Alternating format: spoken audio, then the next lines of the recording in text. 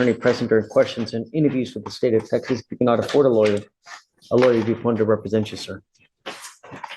In the second, please before Deputy arrives at a McDonald's parking lot at 13532 Beechnut Street in Harris County, Texas, where he made contact with the defendant and a complainant who were near their vehicles. The complainant and the defendant do not know each other. The complainant stated that when he was driving on the public roadway, he accidentally backed his vehicle into the defendant's front bumper. The complainant believed that he did not strike the defendant's vehicle at the time of the impact and drove away onto the cross street. The defendant began to follow him. The complainant parked his vehicle in the McDonald's parking lot and observed the defendant's vehicle stop behind his car. The defendant approached the driver's door of the complainant's vehicle. The complainant opened his driver's door and asked the defendant, "Hey bro, are we good?" The defendant became verbally aggressive towards the complainant, yelling at him and telling him that he hit his car.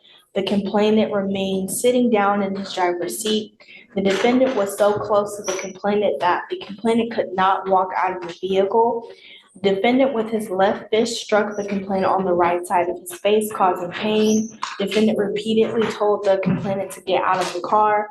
The complainant remained in the vehicle while the defendant continued to yell at him, standing outside of the driver's side of the vehicle. The complainant had a purple discoloration mark with red swelling on his right cheek, consistent with that of a physical assault. The white area of the complainant's right eye was pink compared to his left eye. A vehicle inventory of the defendant's vehicle revealed a clear plastic bag containing two separate plastic bags of marijuana, total weight 83 grams, 2.9 ounces. Mr. Wyckoff, I'm going to find that there's probable cause to go forward with the case. I'm going to tell you that all you really had to do was call the cops when that dude took off, and then they probably would have had that dude arrested. But now, because you took matters into your own hands, you and I are not going to have a good time. I am now sending you for a drug test. I want to know what, if anything, is in your system, and you must come right back to court. Do you understand? Yes, Do you have a Texas driver license? yes, sir.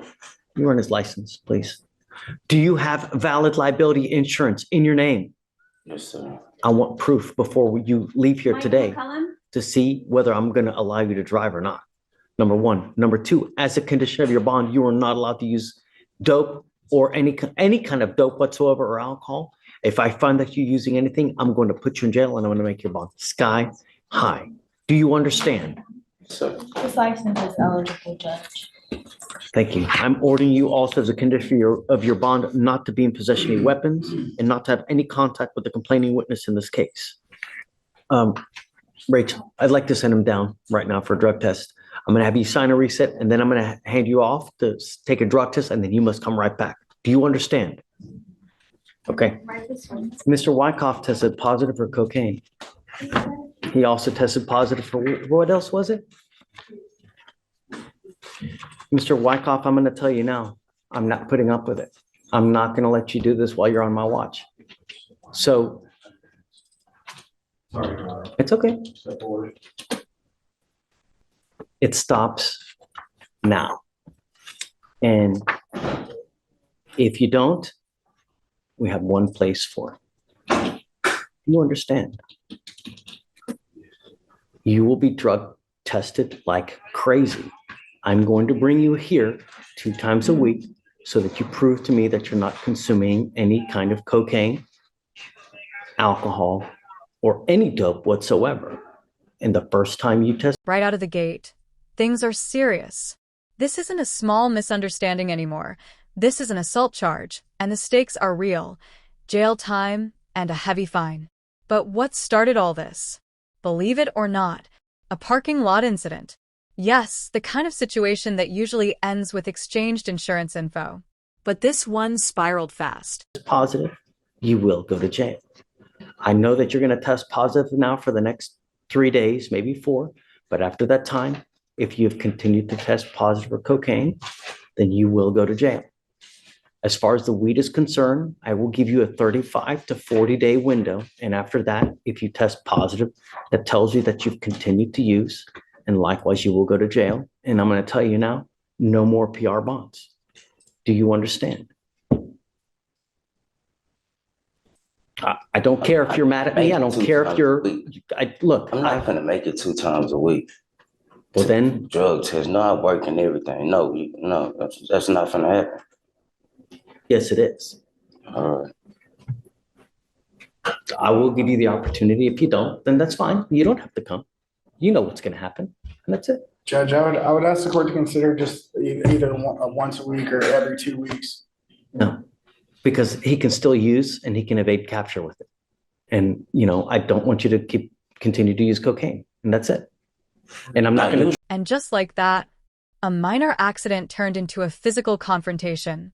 Instead of calling the police, instead of exchanging information, this became personal.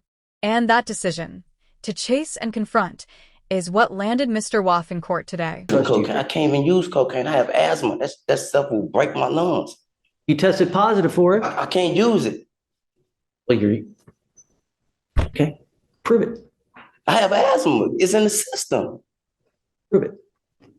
I'm not going to take your word for it. So that's.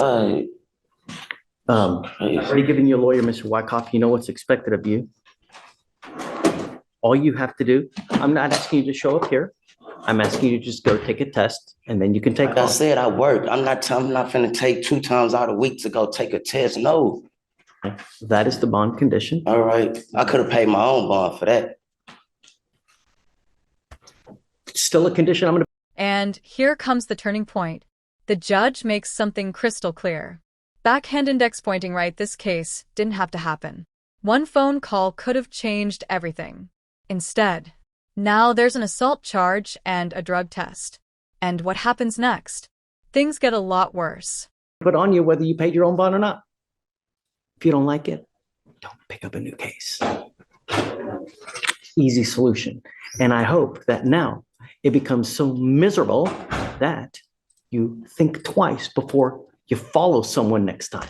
Because, like I said, had you probably just called the cops, they would have chased that person and arrested him. I followed them to get their driver's license number. And I didn't follow them. Don't talk about the case. I don't want to talk about the case. I'm just telling you what's expected of you, sir. Today's Tuesday. So what I'll do is I'm not going to have you come back on Thursday because I know that it's not going to be. So we can start Monday, the testing on Monday, and we'll go from there. You will have to go take a drug test on Monday, submit it to the lab, and then you can go on about your business.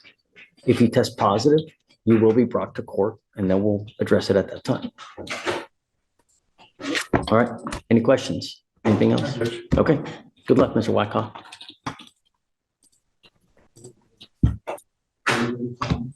Mr. Wyckoff, I'm going to tell you, if you try to get into a pissing match with me, it's not going to go well with you. Stop, the judge is talking. Face the judge when he's talking to you.